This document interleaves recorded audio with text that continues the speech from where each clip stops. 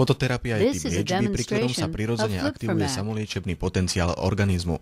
Obnovuje napríklad funkciu energeticky vyčerpaných buniek. Cílem tohoto projektu je právě posilování imunitního systému, protože jsme zjistili, jak roste nemocnost dětí, jak stoupá. A my chceme svítit na zdravé děti, posílit jim imunitu a tím dosáhnout toho, že nemocnost u těch dětí snížíme.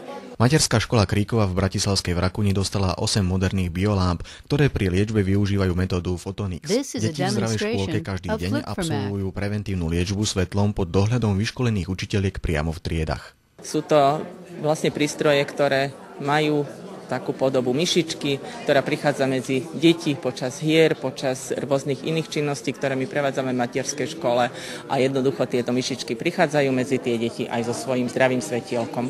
Deti pomocou tzv. Zdravých červených svetielok už same vedia, aká dôležitá je starostlivosť o ich zdravie. Aby nož nebolo hlavička, uško, hrdieko a nožičky a utičky a búško. Po úspešnom zavedení fototerapie v materskej škole Kríkova sa medzi tzv. Zdravé škôlky zapoja aj ďalšie po celom Slovensku.